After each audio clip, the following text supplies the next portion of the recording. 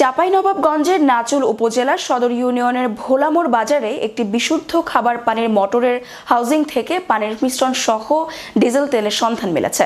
ওই মোটরের মালিক জানান, ৩ বছর পূর্বে উপজেলা পরিষদ থেকে তিনি বিশুদ্ধ খাবার পানির জন্য এই বিদ্যুৎ চালিত একটি মোটর স্থাপন করেন।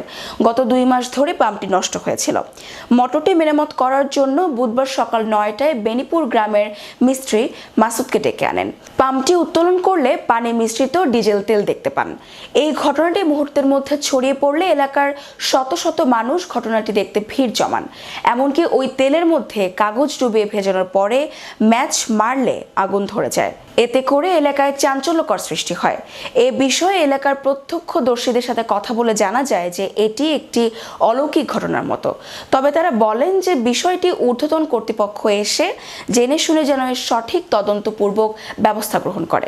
2 মাস আগে নষ্ট হয়, আমরা গুরুত্ব না দিয়ে যাই হোক আজকে এটা প্রয়োজনের সাথে দেখা গেল যে মোটরটি আমরা উঠিয়ে মিস্ত্রি নিয়ে এসে দেখি যে আমার ছোট ভাই আব্দুল্লাহকে যে মিস্ত্রি বলে যে মোটরটি নষ্ট হয়ে গেছে কিন্তু তেল উঠছে। আমাকে রিং দেয়, আমি বাইরে ছিলাম, আমি আসি, আমাকে মিস্ত্রি দিয়ে বলে যে এটা ভাই এগুলো তেল, এটা মোটরের ভিতরে তো তেল থাকে না।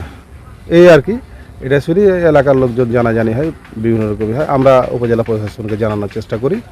বিষয়টা আমরা নিজের মধ্যে না রেখে এটা উপর মহলে আমরা উপজেলা চেয়ারম্যান সাহেবকে তাও জানাই। বাড়ি আপনার হলো বেনিপুর, আপনার মিলে আসছিলেন, মিলে আসার পর তো আপনার মানুষজন দেখে এখানে এসে আপনার দেখছি যে আপনার এখানে মোটর থেকে আপনার তেল উঠছে।